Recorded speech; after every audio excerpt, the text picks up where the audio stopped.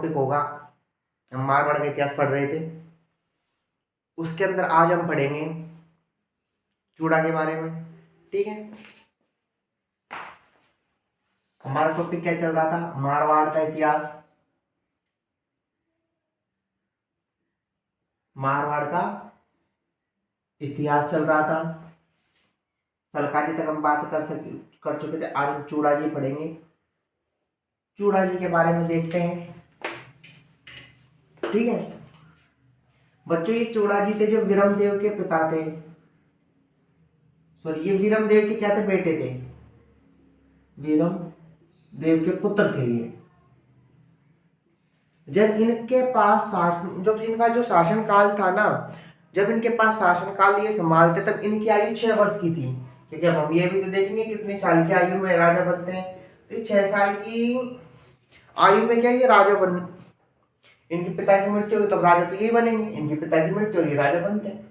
पर क्या कहते हैं कि हमने आपको स्टार्टिंग में बताया कि सिंहा से लेके सलकाजी तक की इनने अपने स्थानीय क्षेत्रों को बढ़ाने के लिए, अपना साम्राज्य बढ़ाने के लिए युद्ध किए थे, जिसमें इनके काफी सारे दुश्मन पैदा हो गए थे। तो यहाँ पर क्या होता है कि इनको डर था कि चौहान हो गए, प्रतिहार, सॉरी तुर्क, ये सब क्या कहते हैं कि इनको शासन करने नहीं देंगे, इतने समर्थ नहीं थे कि उस समय शासन कर पाए। इसीलिए इनकी माता ने चूड़ा को कलहार चारण की सहायता से मल्लीनाथ जी के पास भिजवा दिया। गुप्त रूप से कैसे कैसे करके मल्लीनाथ जी के पास भिजवा दिए, जो इनके चाचा लगते थे। ठीक है, मैं आपको फिर बता देता हूं। जब ये चूड़ा जब शासन गद्दी पे बैठते तब इनकी आयु 6 वर्ष की थी। तो क्या कहते हैं कि स्थानीय सामंतों के या स्थानीय लोगों के विद्रोह या दुश्मनों के कारण इनको गुप्त रूप से इनके संरक्षक द्वारा इनको कहाँ पे लेके जाया जाता है? तो इनके चाचा के पास लाया जाता है, मल्लीनाथ जी के पास। मल्लीनाथ जी के पास ये रहते हैं एवं क्या कहते हैं कि युद्ध कला, प्रशासनिक कला, सारी चीजें इनको ये सिखाते हैं, काफी ट्रेंड करते हैं हर तरीके से। और ये इनसे इतने खुश हो जाते हैं कि अब धीरे धीरे बढ़ती उम्र में तो इनको सलोड़ी गांव की जागीर दे देते हैं इनके पिताजी, चाचा जी इनको सलोड़ी गांव की क्या जागीर दे देते हैं, जो यहाँ पर बैठ के क्या ये राज्य चला सकें। ठीक है, तो अब क्या कहते हैं कि इनको सलोड़ी गांव की जागीर दे दी। बड़ा होने के बाद तो इनने आसपास के क्षेत्र पे क्या हमला करना चालू कर दिया चूड़ा जी ने। अब इनने हमला करना चालू किया चूड़ा जी, तो अब इनके आसपास के जो लोग थे ये तो भाग गए। पर क्या कहते हैं कि यहाँ पर एक प्रतिहार था, इंदा, उनकी भेंट इनसे हो गई। बहुत अच्छी बात हुई है, इनसे इनकी भेंट होने के बाद इनसे क्या इंदा प्रतिहार की क्या मुलाकात हो गई चूड़ा जी से। सलोड़ी गांव के आसपास के क्षेत्रों को इनको जागीर दी गई थी, वहां पर जीत रहे थे। तो इनकी क्या जीत की, इनकी मुलाकात किससे हो गई? इंदा से। अब इंदा से मुलाकात होने के बाद तो इंदा ने इनको बताया कि देखो मैं मंडोर है ना, मंडोर का राजा हूं। तो और क्या कहते हैं कि वहां पर तुर्कों ने हमला कर लिया, तुम मेरा क्या कहते हैं कि मंडोर दुला सकते हो तुम मेरे को वापिस। अब चूड़ा जी को दुलाएंगे क्योंकि इनको अपना साम्राज्य बढ़ाना।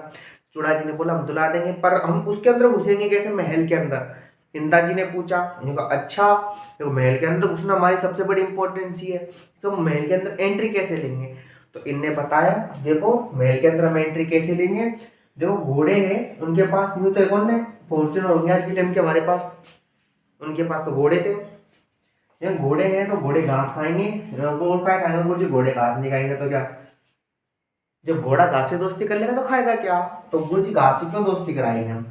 तो घोड़ा तक घास खाता है। अब आपको पता है राजा के पास कोई 1-2 घोड़े तो होंगे नहीं, 100, 200, 300, 500, 1000 घोड़े वो रखते हैं, युद्धों में भी जाते हैं तब। ठीक है, हम बोलते हैं, हमने स्टार्टिंग में बोला था कि सिंहा 28 घुड़सवारों को लेकर आया था, यानी 120, 160 लोगों को ये अपने साथ लेके आया था।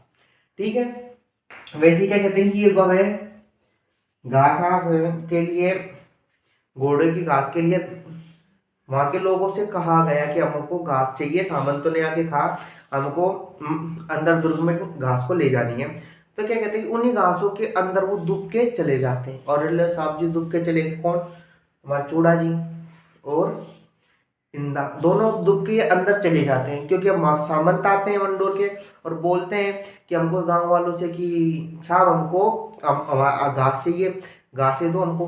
तो अब कोई कैसे घास लेके आता है, कोई कैसे लेके आता है, क्योंकि अब इतने बड़े मरुस्थल क्षेत्र में कहाँ घास ढूंढने जाए।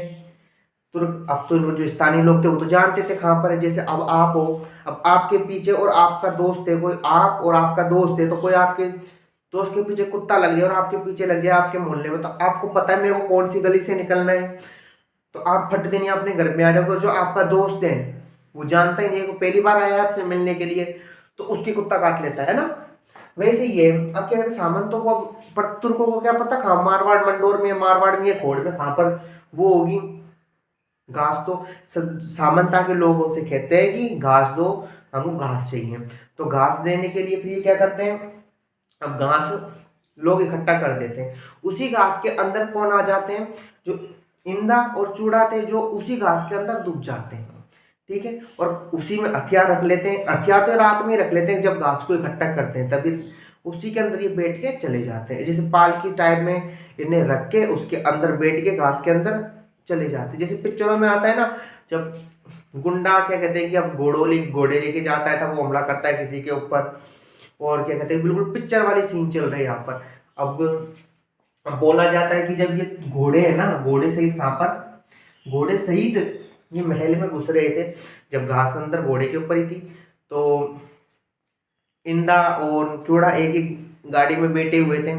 तो इनने क्या, जब हम चेक करते हैं टोल नाके पे भी जाते हैं, तो आपको पता है कि वो आप जो कट्टे होते हैं वहां पे रखे हुए, उनके अंदर डंडा मार के चेक किया जाता है, हाँ कुछ है तो नहीं, जो चेकिंग करती है पुलिस यहाँ पर, वैसे ही यहाँ पर चेक हो रहे थे।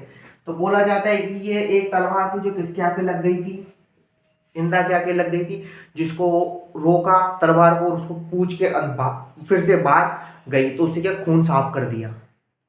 ठीक है, इस प्रकार की कुछ स्टोरी आती है। फिर क्या कहते हैं कि मंडोर के अंदर जैसे ये प्रवेश करते हैं, कौन, इंदा और चूड़ा जी, तो प्रवेश करते ही ये सबसे पहले तो गेट कीपरों को मारते, जो द्वारपाल होते हैं उनको पीटते हैं बहुत अच्छी तरीके से, बहुत अच्छी तरीके से मारना।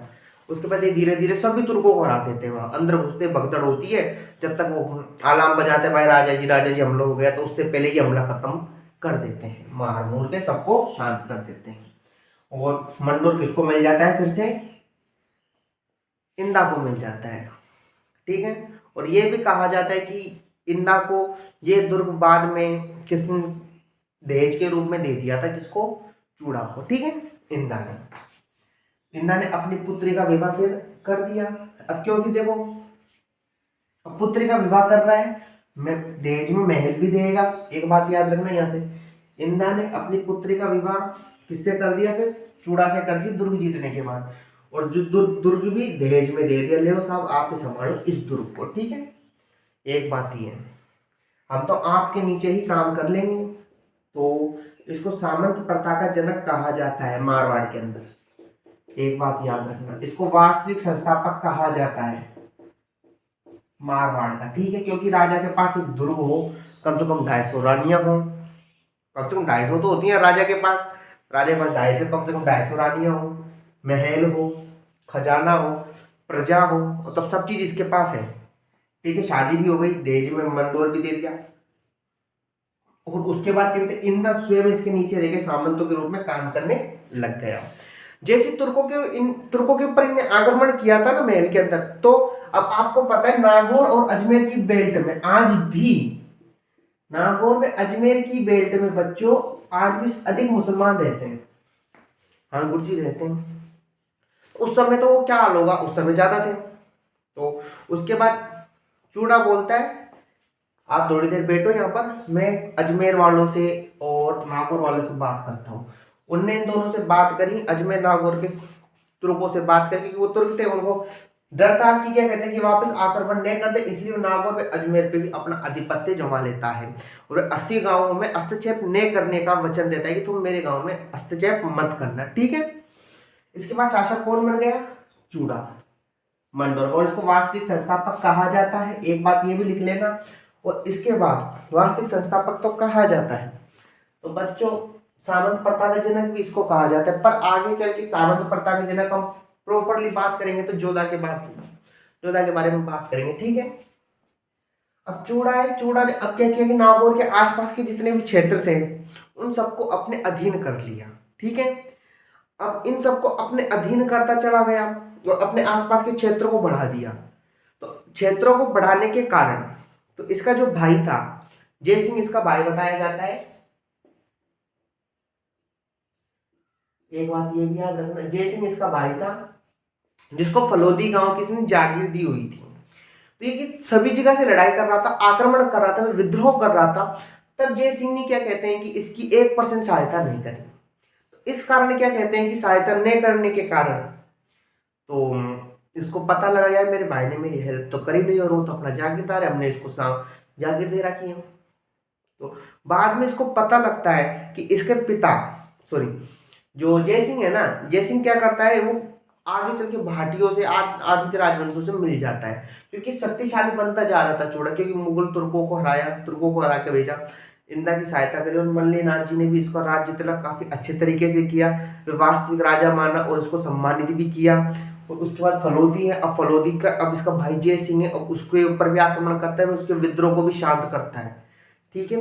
पर क्या कहते हैं कि ये फिर से मीटिंग लगाने लग गया था इसका भाई। तो सभी राजाओं ने मिलकर, जैसे भाटी है और सभी राजाओं ने मिलकर क्या करते हैं कि इसके ऊपर आक्रमण करते हैं, चूड़ा के ऊपर आक्रमण करते हैं। एक बार जो ये महल से बाहर घूम रहा था तब सेना के साथ शिकार के लिए गया था, उसके बाद इसके ऊपर आक्रमण करते और इसकी क्या हो जाती है, मृत्यु हो जाती है, ठीक है बच्चों। अब हम आगे बात करेंगे इंदा के बाद राजा कौन बना, तो उसकी बात करते हैं, इसको आप ध्यान में रखना बच्चों। बस इंदा की इतनी ही बात, चूड़ा की इतनी ही बातें हैं और इंदा की भी इतनी बात है। अब आपको तो खाली क्वेश्चन याद रखने हैं, आपसे कोई भी वहां पर पूछेगा सामंत प्रथा का जनक तो मंडोर पर अधिकार किसने किया, वे क्या कहते हैं कि पटियार सामंत, ये सब के बारे में पूछता है तो आपको उत्तर लगाना है चूड़ा, ठीक है। बेझिझक आपको चूड़ा उत्तर लगाना है वहां पर।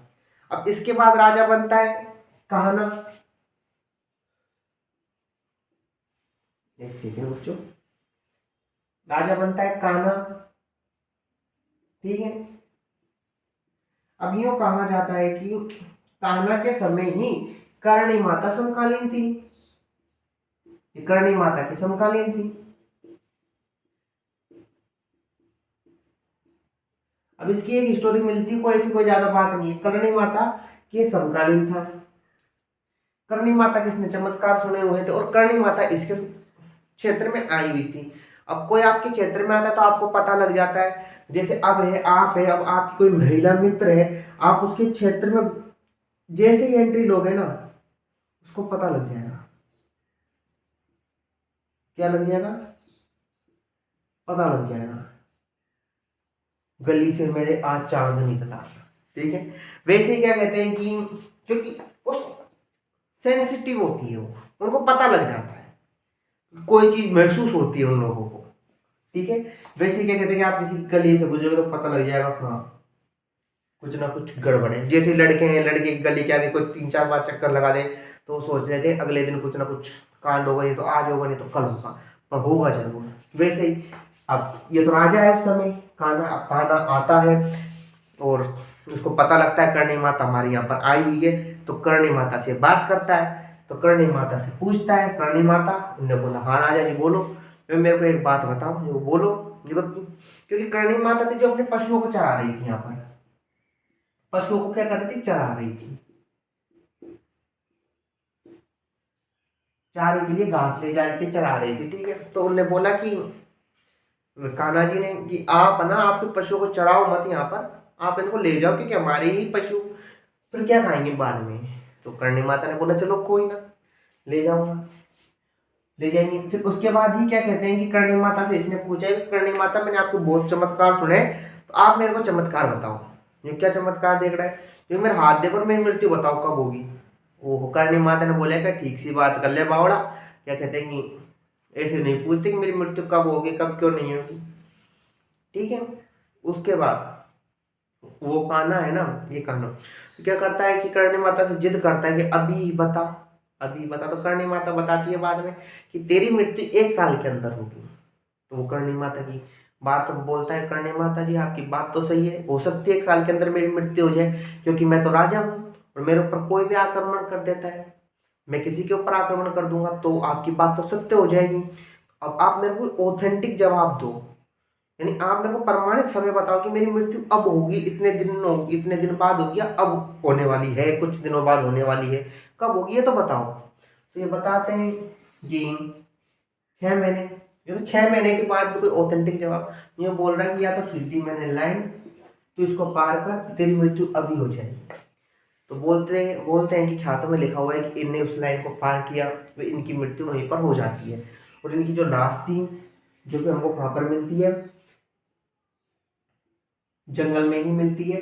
और जंगली जानवरों ने इनकी लाश को कुचला हुआ था, खाया हुआ था। तो माना जाता है कि कहीं ना कहीं हत्या किसने करी थी, कर्णी माता के शेर ने इनको मार दिया था। बस इसकी इतनी ही कहानी आती है पर, ठीक है।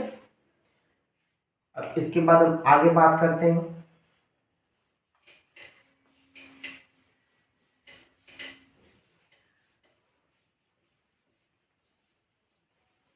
रणमल की। देखो जोधा था ना बच्चों, चुंडा है ना, चुंडा राजा बनाता है कान्हा को, तब की राजा बनता रणमल। पर रणमल कहाँ पे चला जाता है, मैं आपको यहाँ पर फिर समझा देता हूँ। बच्चों चुंडा था ना, इसके 2 पुत्र हुए, एक का नाम कान्हा था, एक का नाम रणमल था। तो कान्हा को ये राजा बना देता है, तब की रणमल को नहीं बना, तो रणमल को एक जागीर देता है। पर रणमल क्या महत्वाकांक्षी व्यक्ति था, महत्वाकांक्षी व्यक्ति था। तो ये क्या, उसमें कुछ नहीं होता जागीर में। और इसकी बहन थी जो हंसाबाई, हंसाबाई थी ना बच्चों, जो कहां पर थी, वो मेवाड़ में उसकी शादी हो चुकी थी। तो बाद में ये पहले तो जागीर जागीर होती है जिस पे रहता है काफी दिनों तक। फिर यहाँ पर ये किसको बुलाती है, अपने भाई को बुला लेती है। कौन, हंसाबाई। हंसाबाई अपने भाई को बुला लेती है। और मैं आपको शॉर्ट में बता रहा हूँ बच्चों, ठीक है। इस सिसोदिया में राघव देव की हत्या कर देता है, जो चुन्ना का ही भाई था, राघव देव। राघव देव की हत्या कर देता है, राघव देव की हत्या कर दी। तो इसकी वहां पर ही मृत्यु कर देते हैं चुंडा की सहायता से, चुंडा और वे भारमली की सहायता से, ठीक है। बस इतनी ही बात है इसकी, चुंडा वे भारमली की सहायता से, ठीक है। बस इसकी इतनी ही बातें हैं। हम आगे और बात करते हैं बच्चों। आगे बात करेंगे हम जोधा की।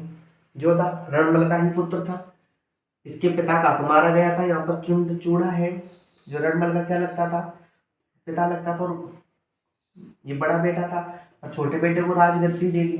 तो अब इसका जो बेटा था, जो जोधा था, ठीक है बच्चों, अभी के जोधा अब अपने हक को मांगेगा दादाजी के पास जाके।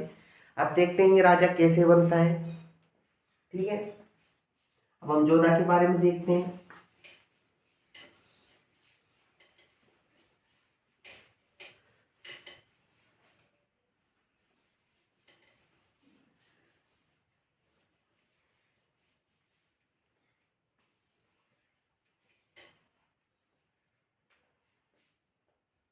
बच्चों हम बात करें अब जोधा की।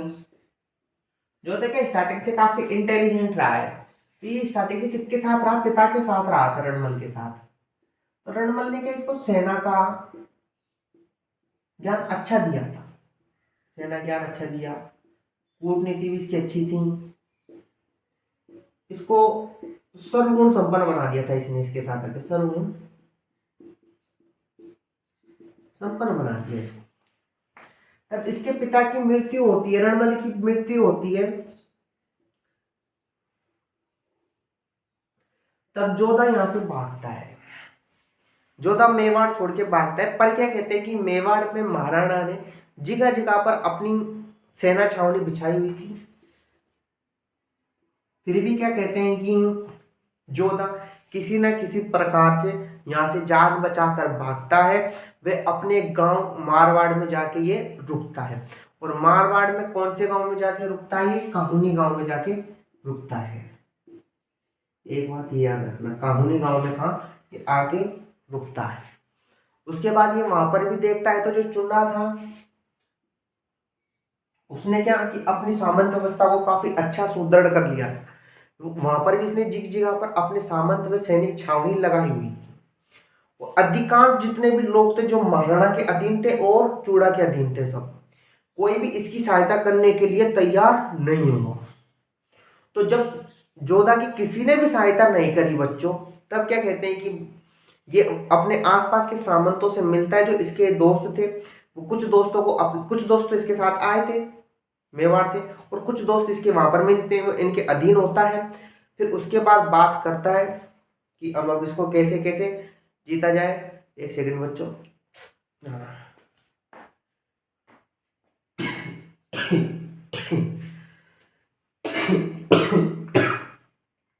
सॉरी। क्या कानूनी गांव में आता है, फिर ये अपने आसपास के सभी दोस्तों को मिला लेता है। अब बुलाने के बाद क्या होता है, बुलाता है, सबसे बात करता है कि अब हम कैसे जीता जाए। तो यहाँ पर देखता है मेवाड़ के अंदर, मारवाड़ के अंदर, तो मारवाड़ के अंदर क्या चूड़ान जी ने इतनी अच्छी सामंत व्यवस्था की हुई थी कि बहुत अच्छी, बहुत शानदार तरीके से उनको गांव की हर बात उनको जाके पता लग रही थी, और उनके कान में आ चुका था कि जोधा आ चुका है। और ये बरबरकी में क्या सेना इकट्ठी कर लेता है। को बोलते हैं कि इसके मौसा जी हैं, वहां से इन्हें घोड़े लिए, ये किताबें बोलती हैं। इनसे क्या कहते हैं कि इसने काफी अच्छे तरीके से घोड़े मांग लिए, और वो क्या राणा के अधीन थे पर वो देना नहीं चाहते थे। कुछ तो सहायता यूं नहीं कर, किसी किसी लोगों ने तो सहायता यूं नहीं करी क्योंकि वो राम महाराणा के अधीन थे। अब महाराणा के अधीन थे तो अब इसकी सहायता करने का मतलब उससे विद्रोह सीधा सीधा, तो वो नहीं करे डर के मारे। पर बोला जाता है कि इनकी मौसी जी थी, जो मौसी जी के पास जाता है और काफी दिन से भटक रहा था, तो उसके बाद बात करता है मौसी जी वो बोलता है हाँ बेटा जी बताओ। तो बताने को तो क्या है कि मेरी आप मदद कर दो, जो मौसा जी जिनसे 120 घोड़े 160 घोड़े मेरे को दुलवा दो, जो कि मैं तो नहीं दुलवा सकते, बताओ मैं क्या करूं। अब भेड़ का भाई है, दया तो आएगी। जैसे बुआ और मामा के लड़कों में अंतर होता है, वैसे ही अब भेड़ का लड़का है, मौसी है, तो बाप मदद तो करनी पड़ेगी।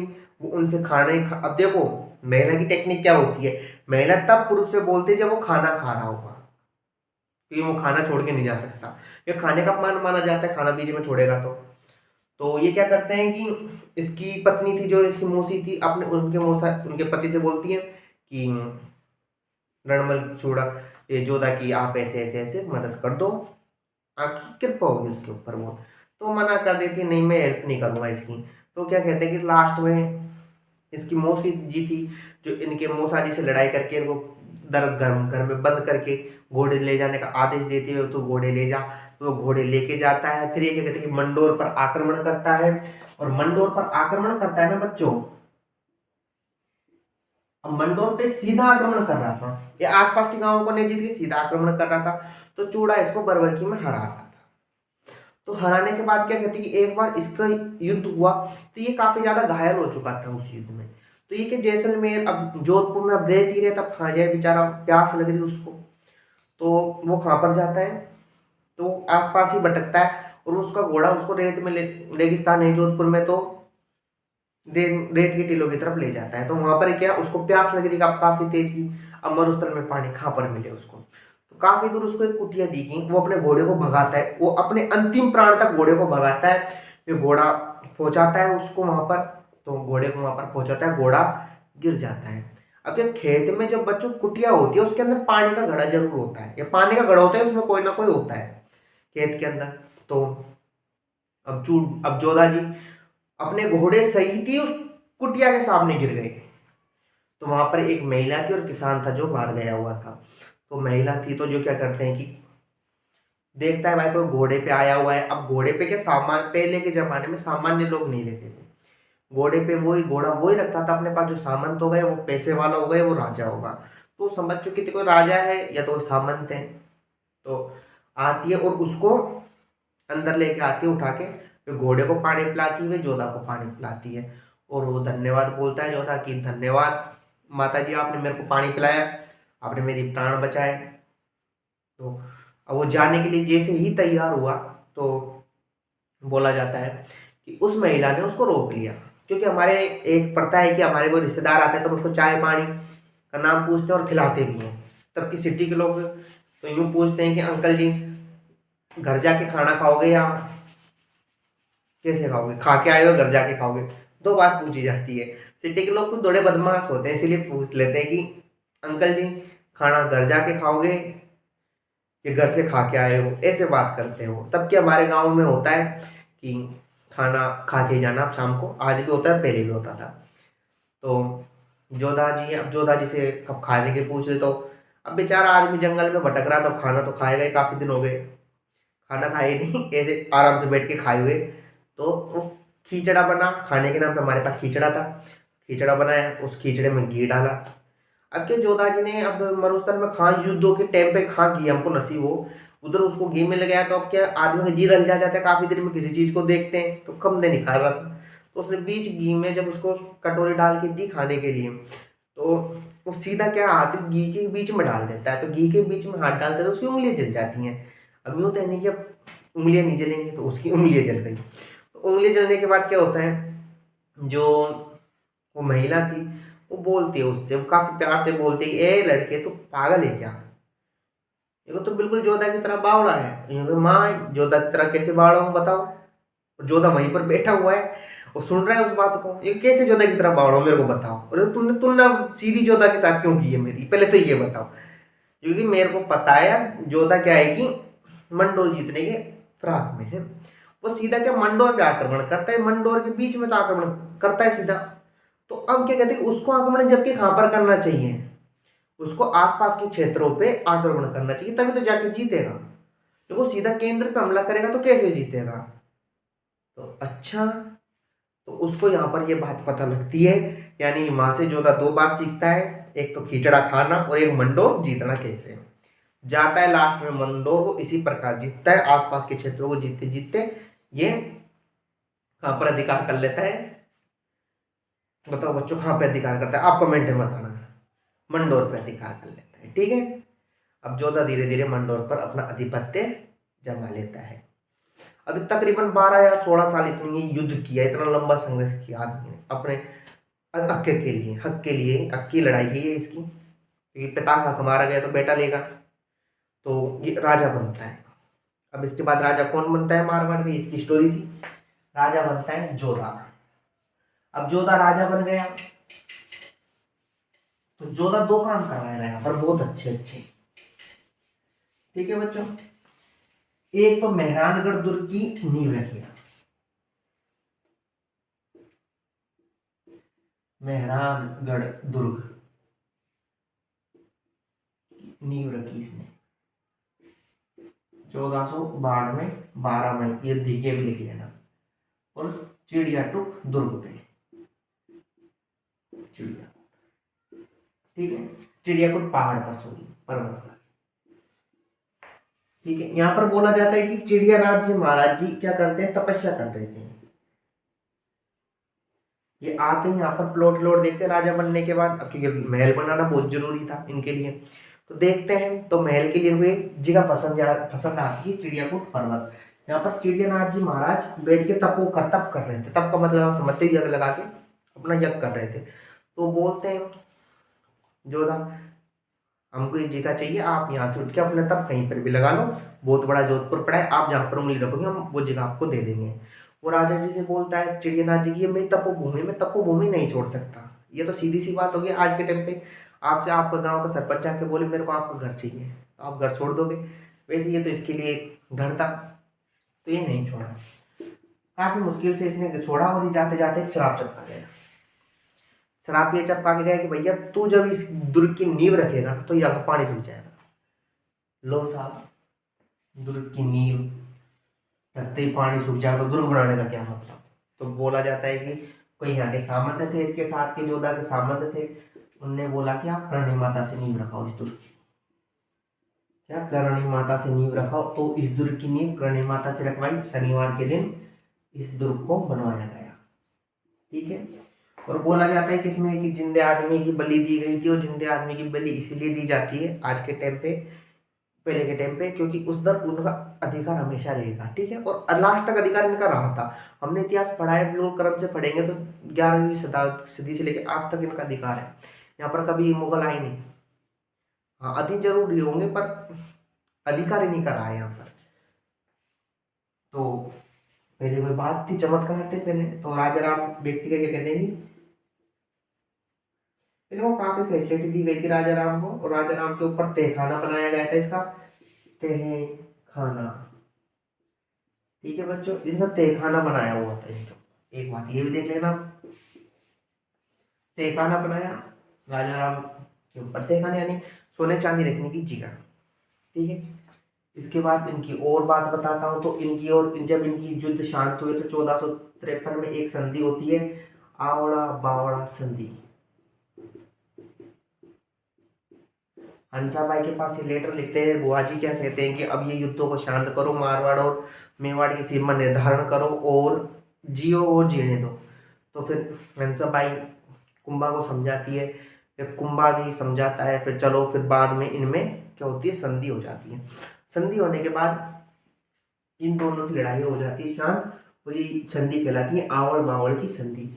यूँ बोला जाता है कि नीम के पेड़ तक तो मारवाड़ और जो खेजड़ी के वृक्ष तक जोधपुर होगा, इनका सीमा निर्धारण पॉइंट रहा, ठीक है बच्चों। इसके बाद जोधा जी ने एक दुर्ग रखवाया, दुर्ग की बात मैंने आपको बता दी, ठीक है। ये इन जोधा जी के बारे में इतनी सी बातें थी। अब इनके आगे